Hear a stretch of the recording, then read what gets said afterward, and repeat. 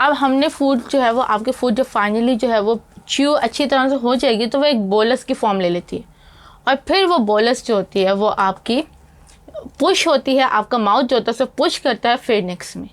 Pharynx वो वाहिद reason है जो कि नेज़ल कैविटी और जो माउथ कैविटी है उसको आपकी जो है वो गर्दन के अंदर जो होता है वो कनेक्ट कर रही होता है फूड पाइप और विंड पाइप से। तो आपका फूड क्योंकि फूड पाइप के ज़रिए मूव होना होता है तो फिर आपका फूड जिस प्रोसेस के ज़रिए फूड पाइप के अंदर ही जाए और आपका जो है वो रिस्पायरेटरी ट्रैक के अंदर ना जाए, इस प्रोसेस को हम लोग स्वॉलोइंग ऑफ फूड कह रहे होते हैं। अब इसका भी जो है वो एक प्रॉपर प्रोसेस है क्योंकि मैंने आपको बताया कि फेरिंक्स जो है उसके अंदर दोनों ओपनिंग्स हैं, नेज़ल भी और माउथ भी। तो जैसे ही आपका जो बोलस होगा पीछे की तरफ पुश होगा तो आपके मसल्स जो होंगे वो रेज हो जाएंगे और फिर आपके जो है वो सॉफ्ट पैलेट यानी कि आपका जो माउथ की रूफ है उसके अंदर जो पीछे वाला हिस्सा है उसको हम सॉफ्ट पैलेट कहते हैं, वो एकदम से जो है वो क्लोज करेगा आपकी नेज़ल कैविटी और फेरिंक्स की पैसेज को। उसके बाद जो आपका फूड का प्रेशर है वो जो फेरिंक्स है उसके अंदर नर्व्स को स्टिमुलेट करेगा और फिर आपकी जो फूड है वो उसके अंदर क्योंकि नर्व मसल्स जो होंगे वो साथ साथ कॉन्ट्रैक्ट और रिलैक्स करना शुरू करेंगे और आपका स्वॉलोइंग रिफ्लेक्स जनरेट होगा।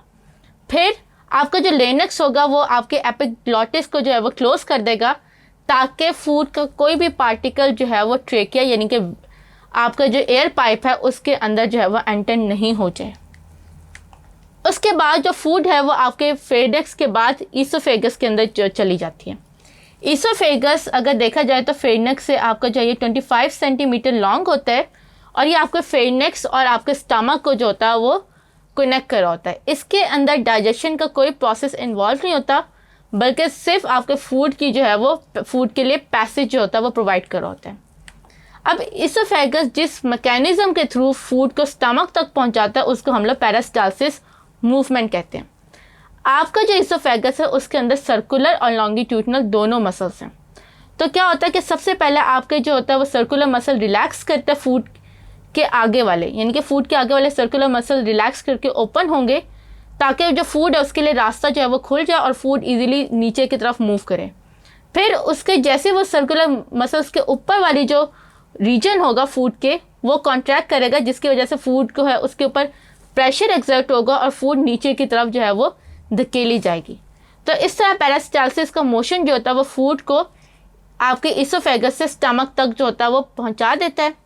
ये पेरिस्टालसिस का मूवमेंट इतना स्ट्रॉन्ग होता है कि अगर आप उल्टे लटक के भी खाना खाएं तो आपका जो फूड होगा वो स्टमक के अंदर ही जाएगा। फिर समटाइम्स ऐसा होता है कि ईसोफेगस में या ड्यू टू सम डिजीज़ या due to some issues oesophagus की जो लाइनिंग होती है वो फूड को नीचे के बजाय ऊपर की तरफ माउथ के अंदर जो होता है वो मूव करवाना शुरू कर देती है। तो इसको हम लोग एंटी पेरिस्टालसिस मूवमेंट कहते हैं।